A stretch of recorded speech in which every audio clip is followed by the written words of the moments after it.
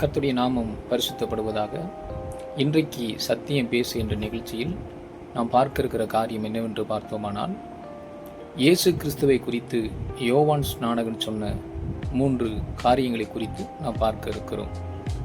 அதாவது மத்தேயு எழுதின சுவிசேஷம் 3ஆம் அதிகாரம் 11வது வசனம் 12வது வசனங்களை நாம் பார்க்கும் பொழுது, அங்கே யோவான் ஸ்நானகன் சொல்லுகிற காரியத்தை நாம் பார்த்தோமானால், மனம் திரும்புதலுக்கென்று நான் உங்களுக்கு ஞானஸ்நானம் கொடுக்கிறேன்,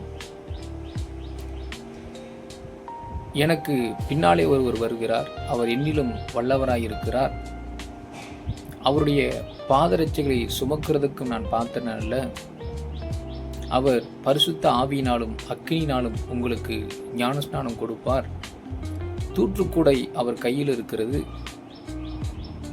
தமது களஞ்சியத்தை நன்றாய் விலக்கி தமது கோதுமையை களஞ்சியத்தில் சேர்ப்பார், பதரையோ அவியாத அக்னியில் சுட்டரிப்பார் என்றான்.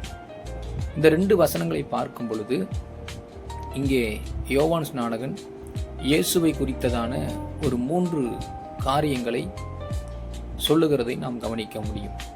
முதல் காரியம் என்னன்னு பார்த்தோம்னா, முதல் காரியமாக நாம் இந்த மத்தேயு 3ஆம் அதிகாரம் 11வது வசனத்தை நாம் கவனிக்கும் பொழுது, அதில் உள்ள முதல் பகுதி என்பது யோவான் ஸ்நானகன் தன்னை இயேசுவுக்கு முன்பாக அறிமுகப்படுத்துகிற காரியத்தை பார்க்க முடியும். அவர் இயேசுவை குறித்து சொன்ன காரியமானது அந்த வசனத்தின் கடைசி பகுதி நாம் வாசிக்கும் போது, அவர் பரிசுத்த ஆவியினாலும் அக்னியினாலும் உங்களுக்கு ஞான ஸ்நானம் கொடுப்பார் என்பதே யோவான் ஸ்நானகன் இயேசுவை பற்றி சொன்ன முதல் காரியமாக இருக்கிறது. 2வது காரியம் என்பது தூற்றுக்கூடை அவர் கையில் இருக்கிறது, அவர் தமது களஞ்சியத்தை நன்றாய் விலக்கி தமது கோதுமையை களஞ்சியத்தில் சேர்ப்பார் என்பது 2வது காரியமாக இருக்கிறது. 3வது காரியம் என்பது பதரையோ அவியாத அக்கினியில் சேர்ப்பார் என்று எழுதப்பட்டிருக்கிறது. அப்போ 3 காரியங்கள். ஒன்று, அவர் பரிசுத்த ஆவியினாலும் அக்னியினாலும் உங்களுக்கு ஞானஸ்நானம் கொடுப்பார். 2வது, தமது களஞ்சியத்தில் தமது கோதுமையை சேர்ப்பார்.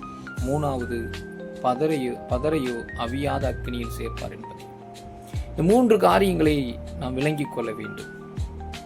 இயேசு இந்த பூமிக்கு வந்ததின் நோக்கம், ஒரு மனிதனை ரட்சித்து அவனுக்கு ஞானஸ்நானம் கொடுத்து அந்த மனிதன் அவருடைய களஞ்சியத்தில் சேர்க்கக்கூடிய அவருடைய கோதுமை மணியாக மாற வேண்டும் என்பது தேவ திட்டம். அப்படி மாறின கோதுமை மணிகளை அவர் களஞ்சியத்தில், அதாவது பரலோகத்தில் கொண்டு சேர்க்கிறார் என்பதை இங்கே நமக்கு காண்பிக்கிறதை நாம் புரிந்து கொள்ள முடியும். அவ்வாறு கோதுமை மணிகளாக மாறாதவர்கள் பதராக மாற்றப்படுகிறார்கள். பதரையோ அவர் அவியாத அந்த அக்னியிலே சுட்டரிப்பார் என்று எழுதப்பட்டிருக்கிறது. ஒரு மனிதனை குறித்ததான தேவ திட்டத்தை நிறைவேற்றும்படிக்கு இயேசு இந்த பூமிக்கு வந்தார் என்பதை இங்கே யோவான் ஸ்நானகன் சொல்லுகிறதை நாம் பார்க்க முடியும். இதுவே இயேசுவை குறித்து யோவான் ஸ்நானகன் சொன்ன 3 காரியங்களாக பார்க்கப்படுகிறது. அடுத்து சத்தியம் பேசும் நிகழ்ச்சியிலே வேறொரு காரியத்தை நாம் பார்க்கலாம். God bless you. கர்த்தர் உங்களை ஆசீர்வதிப்பார்.